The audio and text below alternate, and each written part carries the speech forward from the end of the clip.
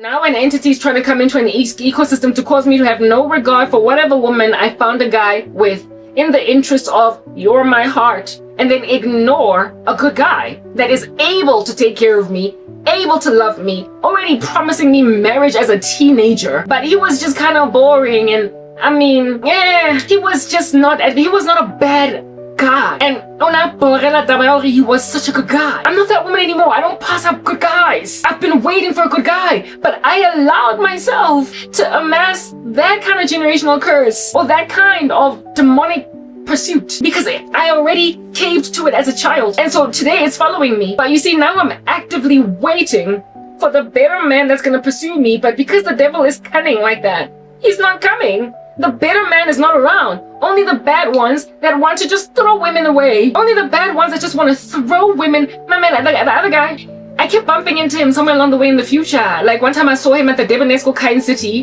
and then Gavit's freshman year, bumped into him at that bash, and he was there, and he was still trying to be with me. He was still trying to be with me, and he was there with my ex. We had broken up by then, and I remember just being like, dude, your boy broke my virginity. Are you gonna tell me you don't know? Or you know, you just don't mind? You can't love a woman that much, except there are men who are like that. Like, there's nothing a woman can do wrong that will ever make him be, like, entirely write you off. It's exactly the love story of Hosea and Gomer. Like, this guy, go freshman Besha, Witzfestje, the other one, Ukarelo, he was there with Spiwe. So not only did he forgive Spiwe, I'm pretty sure he found out that we were together. There's no way that it would have gone over his head. So he forgave his friend. He was there with Spiwe and a whole bunch of other guys. I go to this bash, we all hug. Hello, first year.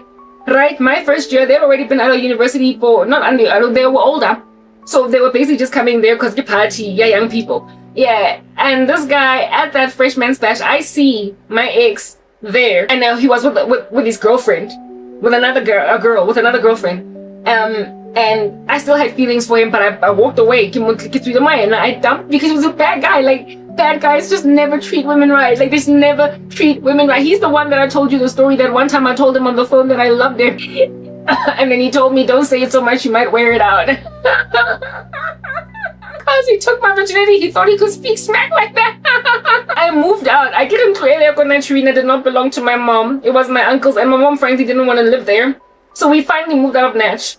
And when I moved out, I didn't tell him. Why? Because I saw that because I loved him enough to betray the friend and be that taboo, and also to give him my virginity, he saw that and he started to basically take me for granted. And so one time I told him I love him on the phone, and he told me don't wear it out, and he would just act a fool. He used to do strange things that made me realize that this guy knows that I love him and I love him a lot. And so he was just acting a fool. And even though he loved me really, like, a lot, when I answered that, like, I remember I said that guys, they hunt, and once they have landed, once they have hunted and gathered, they feel like they don't have to work so hard anymore. So he was no longer pulling all of his weight, and he expected that I was gonna stick around. Remember I said I called them arsonists. Hey, they will show you flames. They will work really hard to land you, but once you're in the room, they'll burn everything down. They will treat you like you ain't Jack. They will make out of you that beautiful woman in that Sam Smith music video. You and me, we made a vow. Yeah, you a really great lady, but like he will treat you like, listen, I've seen more. I've seen better. As soon as you're in his house, he be out there cheating on you with crazy ladies that don't compare, blah, blah, blah. Like you're the baddest thing he ever landed. And yet he will treat you like we Lanje and it's okay. So because I noticed this thing and I'm good at goodbye, I didn't dump him. We never officially broke up. So he might still lay claim to me today. We never officially broke up. I moved out of my mother. My mother moved out. We moved out of that house. And I didn't tell him. And one day he came to see me because I would not, not that I didn't answer the phone. The landline was disconnected because we were no longer living there. And I think I had lost my cell phone, so he couldn't get me on my device. And he then made a decision, seeing as he hadn't seen me in a while and he was still very much in love, to travel all the way from Leondale to Naturina. I'm sad about that because I was still so in love with him. And they were like, no, can you imagine the heartbreak? Yeah, but I did that to him because you don't get to say to me that I must not tell you I love you. I'm gonna wear it out. You were treating me like trash, dog. You were not, you took my virginity and then you acted like you own me. So I made a decision to sing You Don't Own Me. And I moved out, even though I was still very much in love with him. I don't know what the heck I was doing. because I was still in love. Mara ne ke batla ho prove a point. And so that's how that relationship ended. And still to this day, he felt like but he started it. Okay, he started it. That's how that whole relationship ended. So I then bump into him at Wits Freshman's Bash, and he's there with Cabello. And we all hug because we knew each other. And then Cabello at that bash takes me to the side and he's like, can we talk?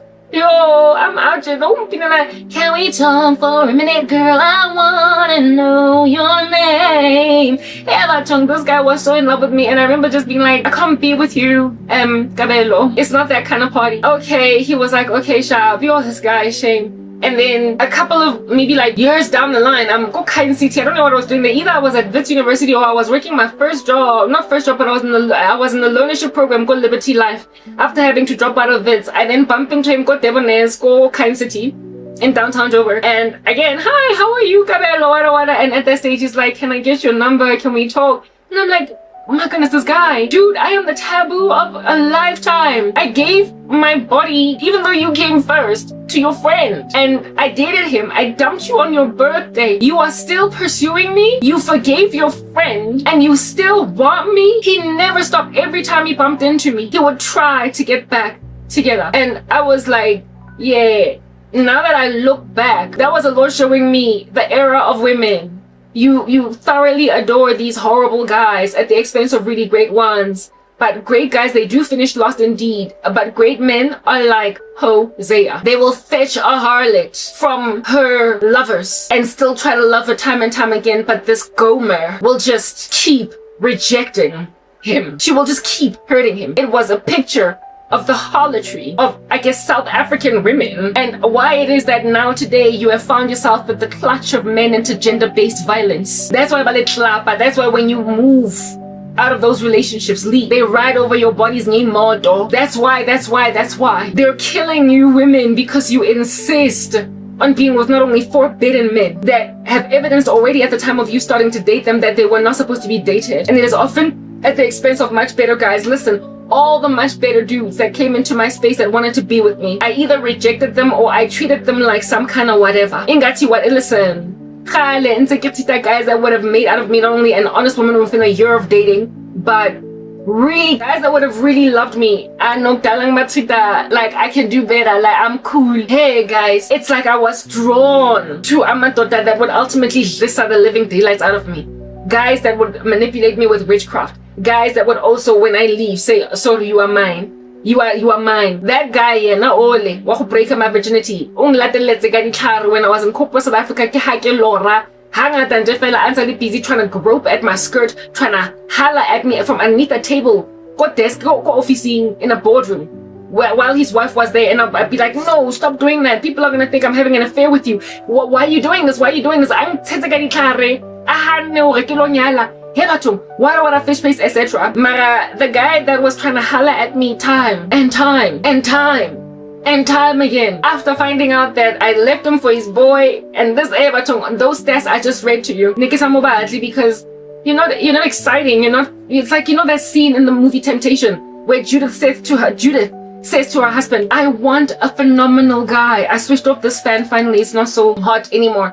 You're not a phenomenal guy, I want a phenomenal guy, and you're not phenomenal. Yeah, when a guy is just good old fashioned regular and just wants to love you, and you tell him, but you're not exciting, like how kazi. You're not popping like oil on a frying pan. You're not popping like popcorn. You're not eccentric. You're not colorful. I want more. I'm not saying be with a bland guy or borang, but I'm saying there is a spirit inside women before they come to Christ that is evidently exploited by the devil, that causes them to be drawn to men that will just harass them, men that will end them, men that will kill them because they're leaving, or men that will hold them hostage because they left. Men that will make sure that they turn 41 single. Men that will. Do you understand what I'm saying? Unale an epidemic inside women, and I would go so far as to say within the black community, of being with men that love to make baby mamas out of women. Never mind baby mamas, but if at all they go and they get their own wives, they will hold hostage exes. We date guys vasanyang. And when you look at your track record, when you look at your rap sheet as a young girl on the come up, you will notice guys that came. You will literally notice guys that came but you were like, nah. And then when you look at these guys that you were like, yeah, it's not like they were not cute. It's not like the guy that I just told you about, the Cabello. He was tall, dark, and handsome, like typical, okay? Mara, for some reason, like, I couldn't. There was also another one, a little bit later on, that was hollering at me. Go party scene, go Rockville. Again, most appropriate for me. I'm a tall woman. He was tall, he wasn't dark, and handsome. And then he was just a decent guy in comparison to the cool. Now I'm hot again. It's a summer night, okay? He was a decent guy in comparison to all of them that were sleeping around all over the show, and onang patla high and low. And I was like, what does he do? He's not popular. He's not popular amidst all of them, but he would have treated me so well. He would have quickly taken out Ilomola. He would have quickly papa. All the guys that would have treated me really well. I was like, Was it because I wasn't attracted to them, or neither were they attractive? No. It was because my spirit being cursed generationally and my spirit being in the world lost was drawn to that which could only destroy me. It was demonic. It was the devil. My spirit was drawn to guys that would only ever lead me down the rabbit hole that my mom came down, the rabbit hole that my grandmother came down. It was spiritual. So if I had gotten born again as a child earlier and avoided therefore the sins of my parents, I would have found myself being attracted to much better guys, much better guys. And today I might have been married. Remember, I told you guys about how it is that whatever decisions it is that you're making in your conscience, even as a child, you are without excuse when you make them based on your childhood, precisely because your conscience was speaking volumes even as a kid. We have a king in the Bible that was honored as a king. He was raised up to be a king from just the age of 8. His name was King Josiah. He was a king from the age of 8, and his dad was dastardly. His grandfather, dastardly. His dad only reigned for 2 years. His grandfather for, I believe, 50 something. His grandfather, it is believed, is the one that assassinated, martyred Isaiah the prophet. Towards the end of his life, however, he did repent, whereas his son didn't. And then here it is that we have Josiah. King Josiah. Here it is that we have got King Josiah, who is ordained the king of Israel from the age of 8. And even though this young boy had no example to run with, listen, no example to run with, he nonetheless became one of the baddest kings in all of Israel, bringing down high places. He died only at the age of 39 because of a follied decision. But in that small lifespan, he reigned many years. For he started reigning from the age of 8. And when he became a teenager, he started to deeply inquire of the Lord. He was apprehensive about idol worship from the time he was 8. He knew that something was not sitting right with him. In other words, his conscience was speaking volumes. He knew what was right, but he was yet to find entire instruction. He was yet to find the true teacher. It is believed that he was trained up or raised up by advisors around him that were godly, that basically risked their lives to give him better counsel and to teach him about his forefather David, to teach him about men who are after God's own heart. And by the time he was a teenager, he was seeking after the Lord. And when then he was in his 20s, he out here ransacked high places, demolished, debilitated idol worship in Israel and in Judah and in Israel. He was an excellent king, but from the time he was 8 years old with no prior understanding, King Josiah just knew that all the pagan worship, all the idol worship of Israel, something was wrong with it.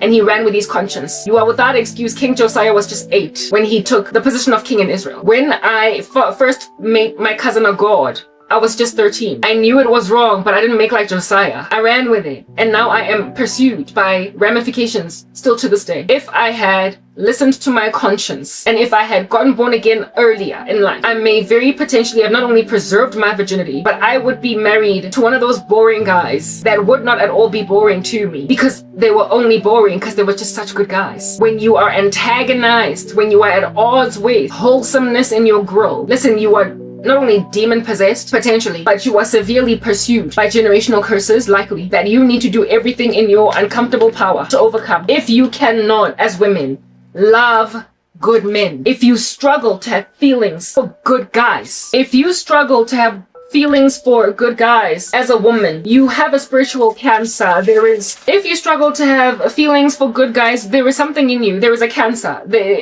Women, we are made to be cherished. We are made to be loved. And being cherished means pursuit. Christ, we love him because he loved us first. If a man pursues you with every bone in his body and every spunk in his cheek, and even after you hurt him and reject him time and time again, since even after you hurt him over and over and over again, he's willing to love you the way that Christ loved the church. And you are turned off by that. You are turned off by his persistent pursuit of you. If all the guys that could have really loved you, you passed them up and then watch them go into the sunset and marry women and be faithful and stay really great to them well into the future, there is something wrong. Mamela, there is something wrong inside you. I'm not saying date every guy that you consider boring.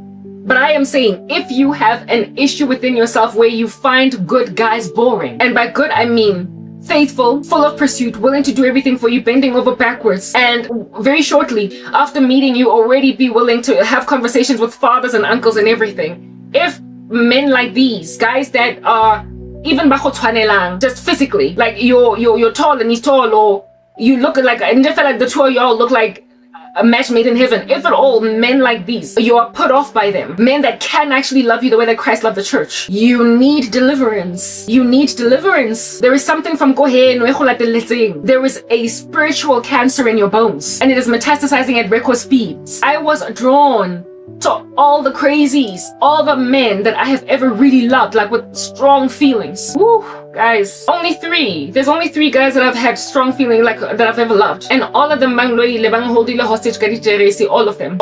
And then in terms of the guys that I just found to be good people's good company that I could indeed just mess with in Lebona, they were so bad. They were such crazy guys. Like I was drawn to and it did not make sense because women need to be cherished, they need to be loved, they need stability, they need faithfulness, they need love. And where there was love, I was hollow of interest. Hollow. Mengena my feelings at all. Mengena my feelings, and the sad and disquieting thing is that where it is that I did have feelings, I fell head over heels and hard. And these guys were nonsense. Guys. And I only woke up to that reality when I came to Christ and I took it to God. And you see, this pursuit of my person all the way into my 40s is precisely because I made war. I got on my knees and sought the Lord's face to cure me from this thing. And now this is how entities operate when they're out here coursing through the generational lineage of a person. They will sing you Pina Elea Puff Daddy from back in the day when you were still just Puff Daddy, not P. Diddy. We ain't going nowhere.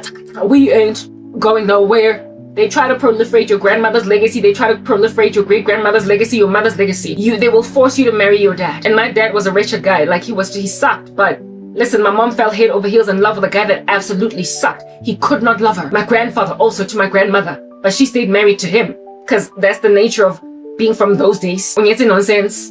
A guy, so you stay with a guy. On the next way, myself, okay, now there is a provider, so a guy. Therefore, it was death to us part with them. But because my mom was an independent by the time she married my dad, not by the time she married my dad, but in the marriage, she became independent.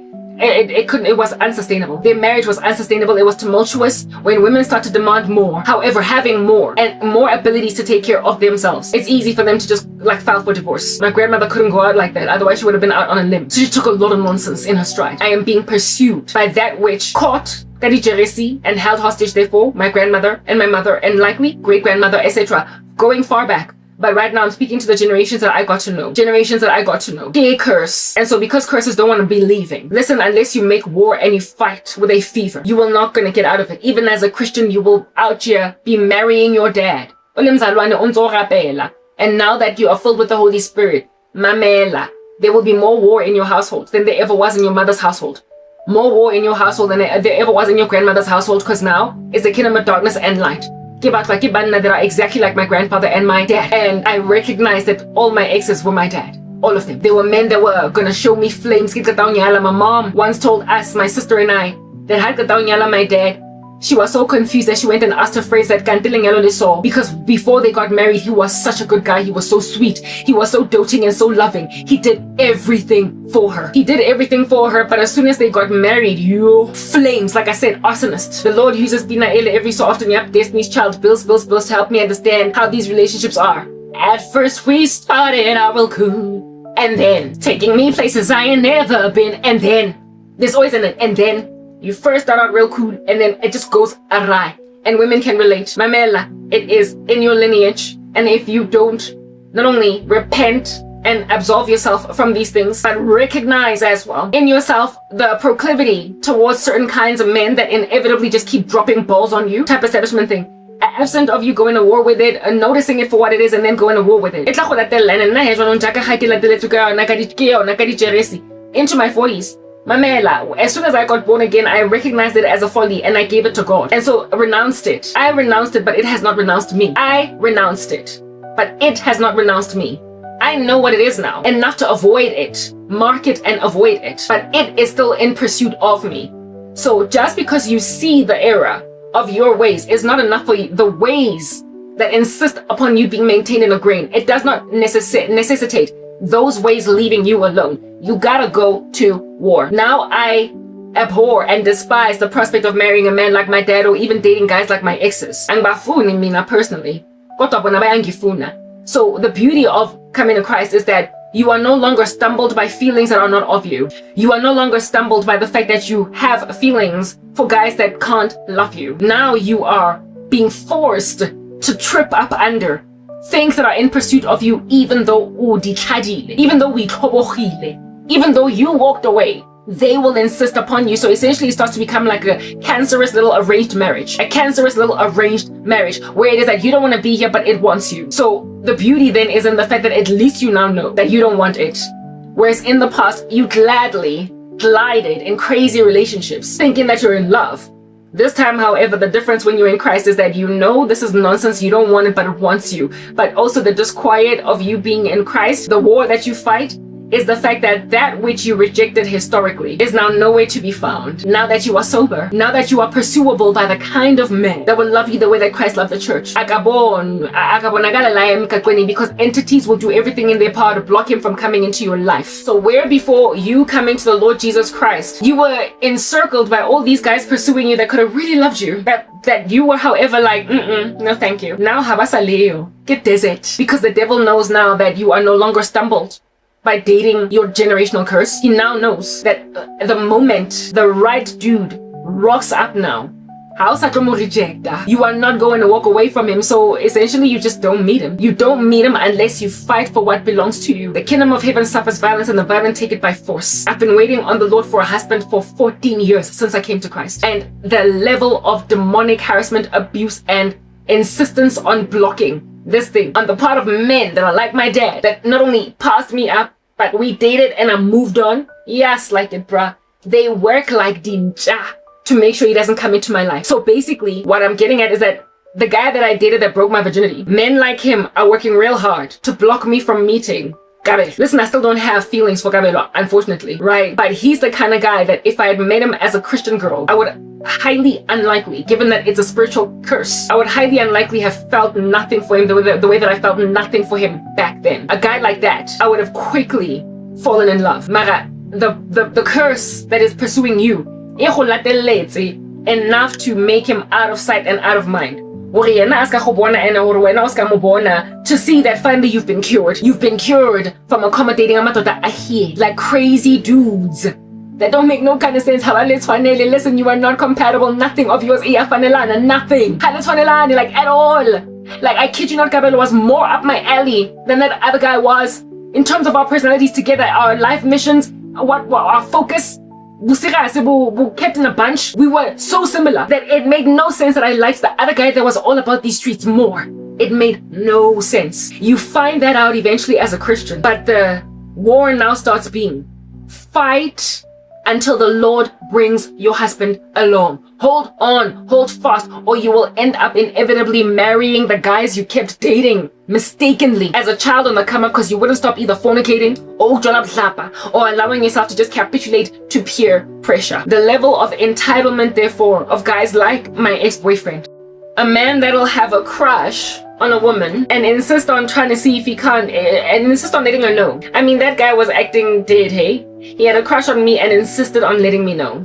He told my cousin, I like your cousin Teller, so as to basically see if he can pique my interest. If he was any kind of good guy, he would have been attracted to me upon seeing me that day and kept quiet, given that his boy wanted me, and secondly, given that he was actually making out with Patricia. Instead, he was like, let me see how far this will get. Tell your cousin I like her. And as soon as she told me, I was like, he knew what that would do. Because he knew that there was some sparks flying between the two of us, and he was super sweet, super kind, and like that. He knew. So essentially, he parades himself in front of you and knows that you're going to go in for the kill. He knows that you are going to be like, okay, listen, you go in for the kill. And the killing I will allow you to go in for, type of establishment thing. If he was any kind of truly decent guy, he would have just kept his crush to himself. But he wasn't decent now, was he? A man that is willing to not only sow discord between friends, but also completely ignore your own reputational damage, and also completely ignore the more fair playing ground that has been created for another man to come into your space. Essentially, let single men pursue single women. Let unmarried men pursue brides. Do not close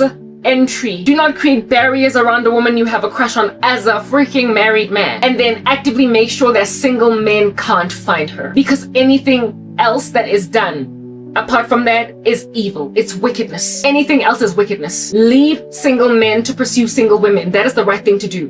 But if as a married man or a taken man, a man with a fiance, you then in your rapacity are like, but I like her, and you insist on letting her know, you're actively trying to stumble her. You're actively trying to cause her to sin. And the Bible says that while offenses will come, woe to the man through whom those offenses come. You are causing a stumbling block in the feet. You are putting it there in the feet of a woman. When you, as a man that is taken, insist on complimenting the living daylights out of a single woman in the room, my goodness, you've grown. Yo, you look good now. In front of your girlfriend, you're basically creating a louver. Should you one day catch her all by herself, to just slip a fast one in. And look at out here now.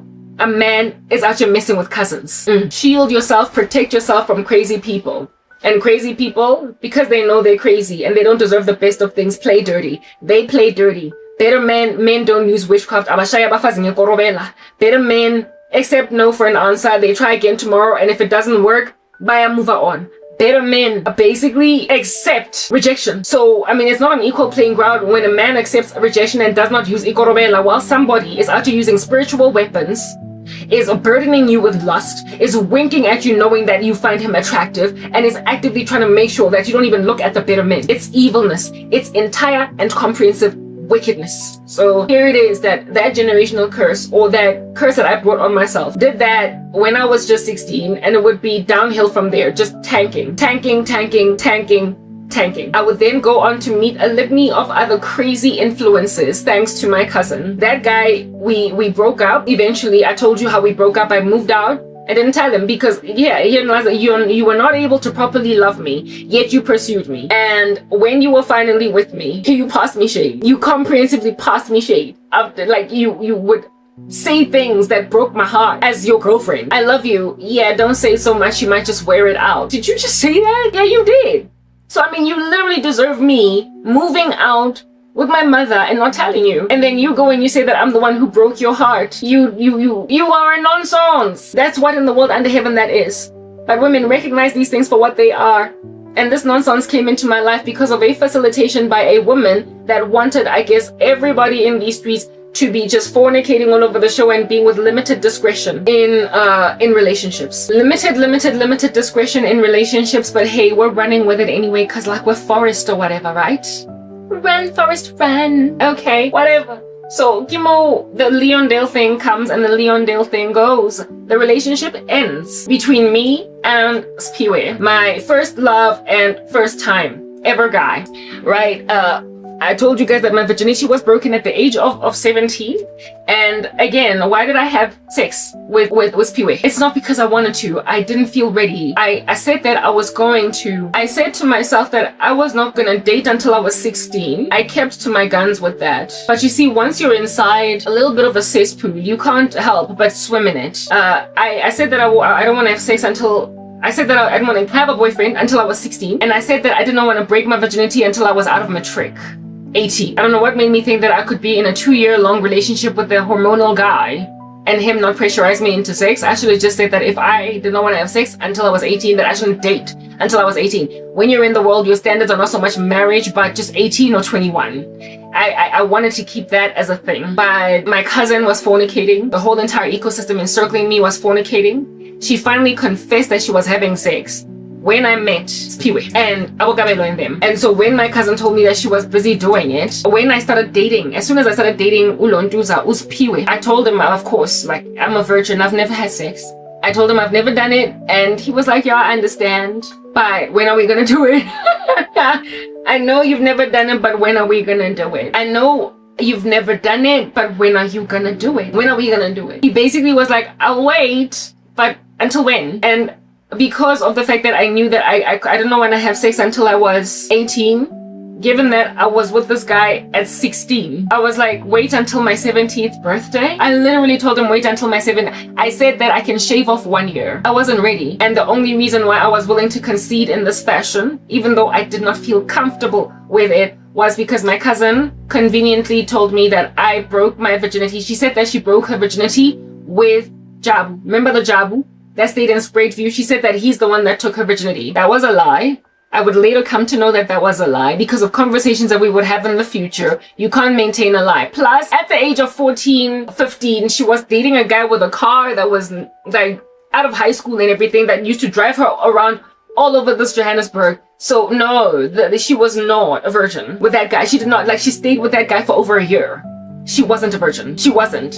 But she saw it fit to tell me that she wasn't one anymore, and that she was sleeping with Jabu in particular. And that Jabu was the one who took her virginity in order to, I guess, nicely, gently coddle me and influence me into perhaps giving Spiwe my body. And I did. Peer pressure is like a whole thing. I thought about the fact that, okay, so my cousin has done it. I knew that Patricia was doing it, but I don't know when. But we didn't even see Patricia again after those holidays, right? None of my girls in school, as at that stage, were willing to confess that any of them were doing it. Although one of them I suspected were busy, right? Like I said, I told myself that I'm gonna give this guy my body, but I'm gonna lie to everyone in my life. I'm not gonna tell my friends at school. I'm just gonna let them know that I have a boyfriend, but they're not gonna know that I'm having sex. I mean, I was secretive. I was not ready, and yet I did it out of nothing but peer pressure. I gave my body to Spiwe. Get ready. That's why I say that hanging out with that cousin of mine and accommodating her insanity as an idol changed my life forever, because from the time that I started having sex, everything went downhill for me. Everything. Academically, it was a soul tie. Do you understand? I became too in love with my boyfriend to truly focus on anything else. And after Tinye and I broke up, who is this? My point exactly. After Spiwe and I broke up, like I said, we didn't even break up.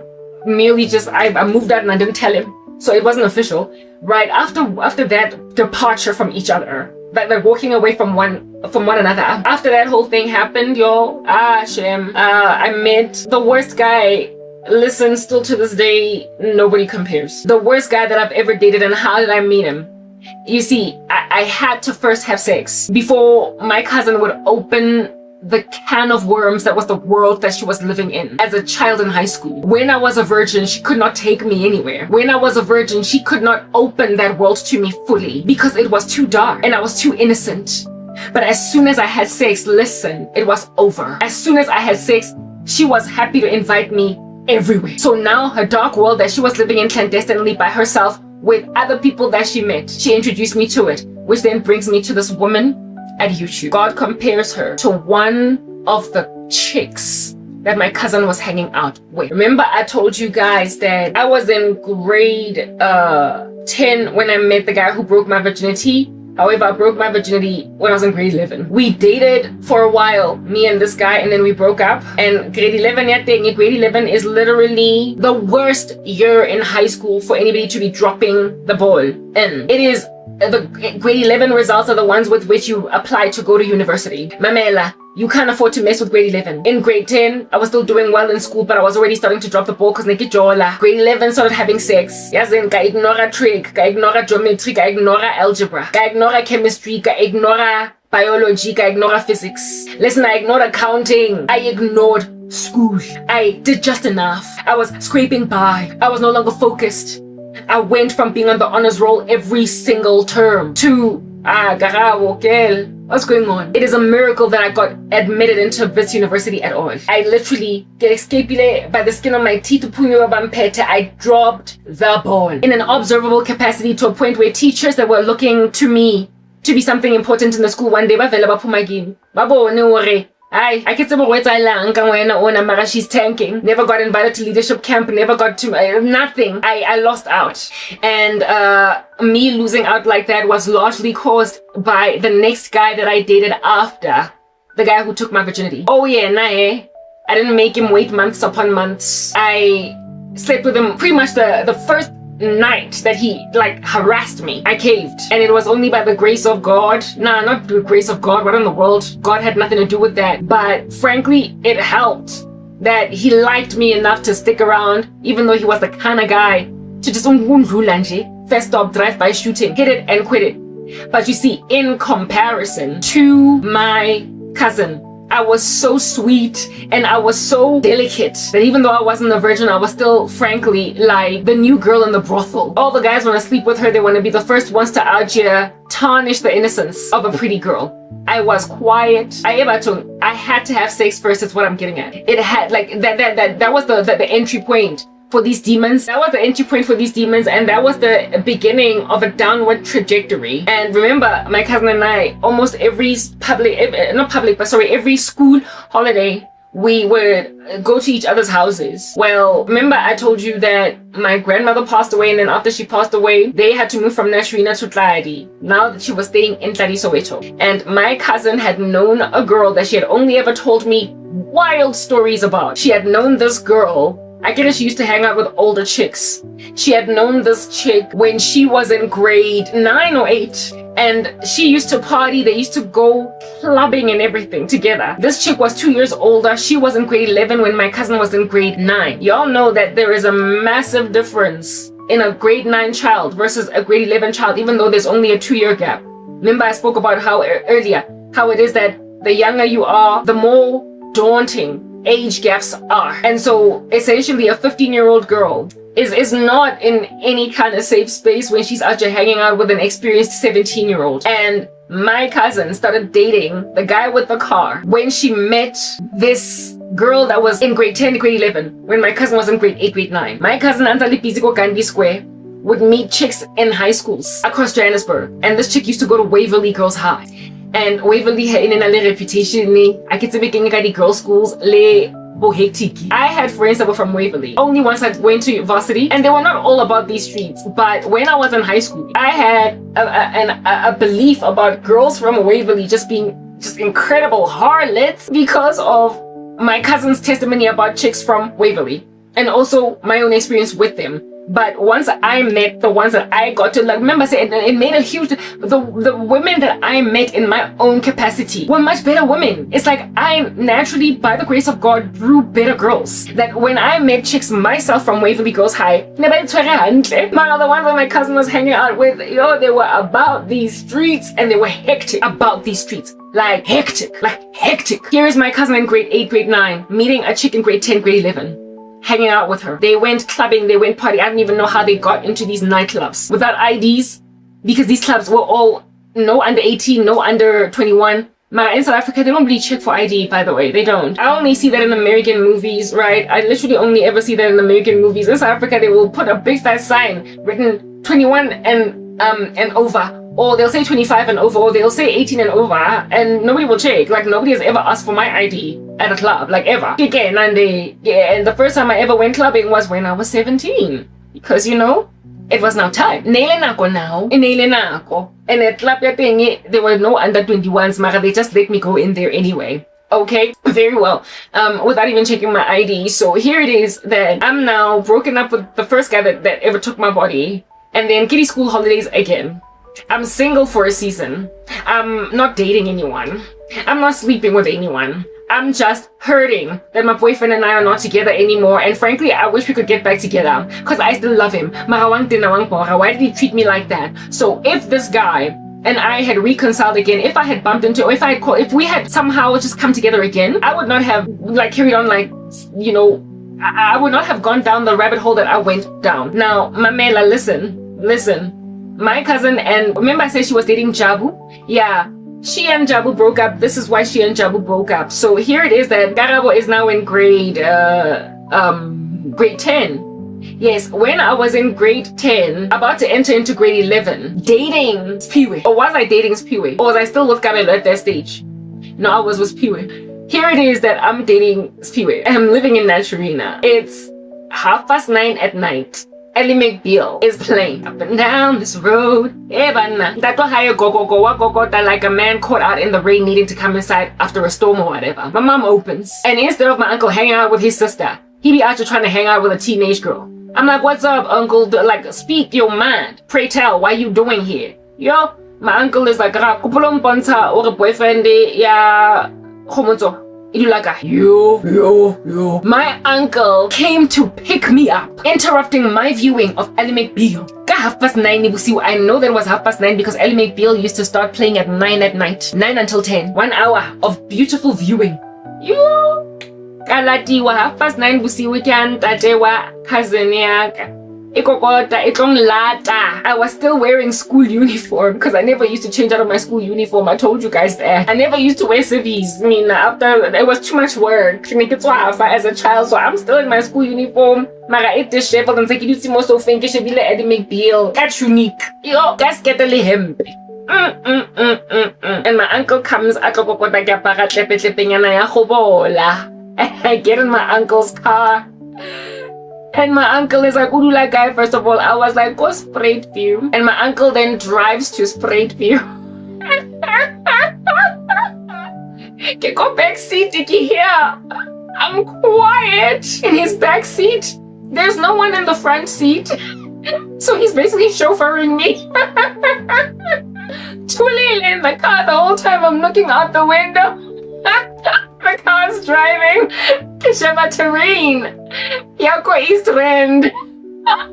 Traveling that side is just so crazy far when you live in other parts of Joburg. Like, it's ridiculous. I don't even know why it was so popular.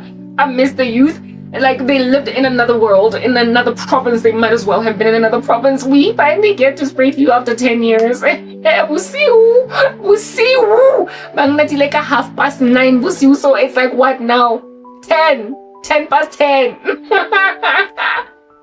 10:30, 10:15. We get to Spruit View. Only once we're inside Spruit View. My uncle was like, boo. Okay. I'm like, what's am I? Okay, Giga right, Timona. Okay, Giga left. Okay, Kimona.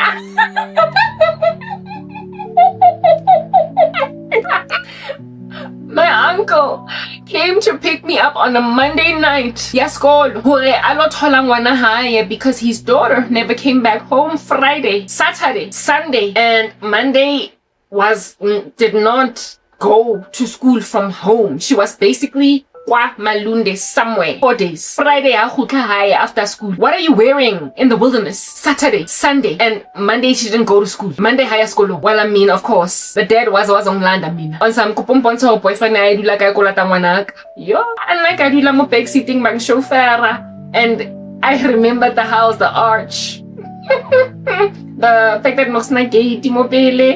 the wall was white and it was opposite. The wall was white and it was opposite, more or less adjacent to my cousin's friend's house, or Nako Spruit View, on the same street, opposite. I was able to find the house, thankfully. Even though I'd only been there once, we'd only dropped him off once. Even though I'd only ever dropped him off once. And then my uncle didn't even call my mom in advance. He just drove to Natch to fetch me so we could go. Rolata, my cousin. And then, I mean, once we got there, my uncle was like, okay, yo. I'm like, but dude, this is your job, brother. You go and deal with your situation. But I mean, I guess the guy knew me, right? So and so because the guy my uncle couldn't just go and some go type set up things. So I had to be the one to go and go. I was so awkward. I'm wearing these swabiling school uniform. And I'm standing there all timid. I'm the shy girl, what's saying? Yo. And I'm like, go. My uncle is standing right next to me.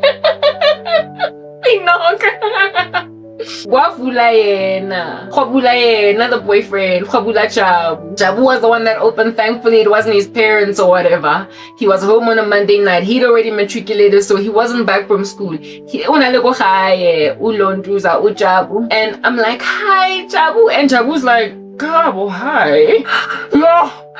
And Jabu's like, Karabo, hi. And he's like confused. Where's Alang, dog? Like you could see he was like scared.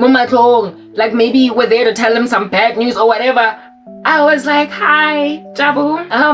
Have you seen Khomoto? I'm out there talking with him, at which point then my grandfather, but my uncle just takes over because I'm timid type establishment thing. But yeah, no, Jabu was like visibly shocked. He was visibly scared when he saw me, first of all, because what are you doing here? Like, right at this time, come Monday night, and her babe, why you? Why not the girlfriend? What's going on? And then my uncle starts to speak on some okay, refill. Yeah, oh snap. Okay, Khomoto. Have you seen Khomoto? Where's Khomoto? Right? That's what my uncle is actually saying. Okay, and then my uncle explains the whole thing. I get some money Thursday, I get some money Friday, I get some money Saturday, I get not Thursday, so Friday, Saturday, Sunday, and then run high school. And this guy is like, Baba, he was very respectful.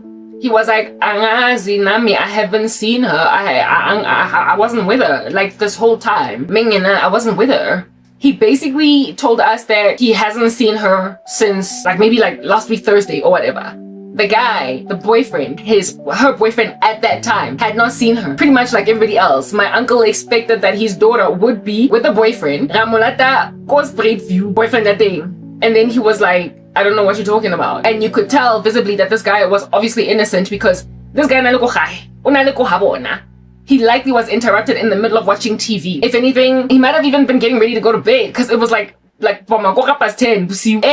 And that's how that relationship ended. After that day, my cousin never said anything. I'm pretty sure boyfriend he was like, hey, no karap, afikile live jartini bakfuna mo kuphi. Thursday, King Friday, Saturday, Sunday, Monday. How are you who are you with? And she was probably like, and he was like, you know what, it's over. It's over. He probably dumped her. Not probably, he did, because after that,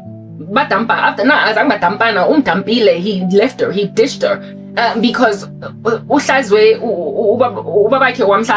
by fetching her. So essentially this guy realized that waiting, I don't know what she